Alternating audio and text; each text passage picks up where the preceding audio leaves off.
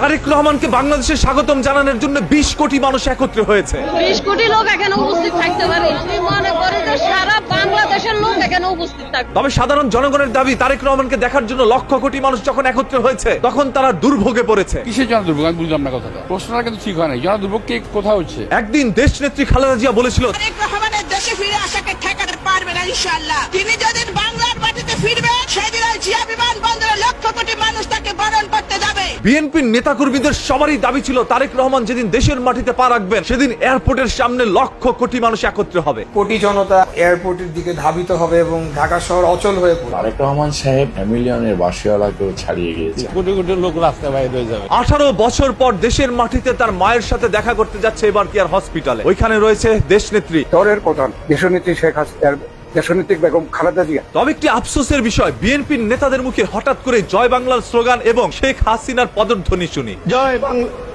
জয় তারেক রহমান জিন্দাবাদ, তারেক রহমান জিন্দাবাদ। তবে এটার কারণ কি? দিনে বিএনপি করে আর রাত্রে হলে কি করে? আওয়ামী লীগ করে। বিএনপি যদি নির্বাচিত হতে পারে তাহলে সাধারণ জনগণের মাঝে 50 কোটি কার্ড বিতরণ করা হবে। একটা বড় দলের পক্ষ থেকে কার্ড বিতরণ হচ্ছে, 50 কোটি কার্ড দেওয়া হবে। যেই কার্ডের মাধ্যমে প্রতি মাসে 2 থেকে 2.5 হাজার টাকা জনগণকে দেওয়া হবে। আমাদের দল বিএনপি ক্ষমতাতে আসলে 2,500 2,000 করে মাসে টাকা পাবেন আপনাদের মুরব্বীর মতো প্রতি মাসে। এই উদ্যোগটি আমার কাছে অসম্ভব ভালো লেগেছে। দেখেন সাধারণ জনগণের জন্য তারেক রহমান কি সুন্দর চিন্তা ভাবনা করেছে। তারেক রহমান হাতে বাংলাদেশ নিরাপদ থাকবে। জয় বাংলা, জয় জয় জয় হোক ধানশীষ মার্কা। তবে এই সকল নেতাকর্মী যদি সেই দলের মধ্যে থাকে তাহলে দলটি অনিরাপদে থাকতে পারে। তাই ধানগুলোকে ঝেড়ে চিটাগুলোকে কেন ফেলছে না তারেক রহমান? তোমরা প্রশ্ন করাই শিখো নাই মিয়া, সাংবাদিকতা করো। আচ্ছা সরি স্যার, আর প্রশ্ন এরকম করব না। এরা কারা? এরা কোথা থেকে এলো? তবে এক সেকেন্ড, এই কথাটি একটু পরিচিত মনে হচ্ছে। আরে এরা কারা? কোথা থেকে এলো? যাই হোক, সর্বশেষ কথা একটাই, মায়ের সাথে দেখা করতে আসছেন তারেক রহমান দেশের মাটিতে প্রায় 18 বছর পরে। তিনি কখনোই বাংলাদেশ থেকে যেতে চান নাই, তাকে জোরপূর্বক ভাবে দেশ থেকে বিতাড়িত করা হয়। দীর্ঘদিন ধরে মা এবার কেয়ার হসপিটালে ভর্তি, তবে সন্তান এসে দেখা করার সুযোগ পায়নি। আজ সুযোগ পাওয়া মাত্রই সন্তান ছুটে চলে আসছে দেশের মাটিতে, এই দেশকে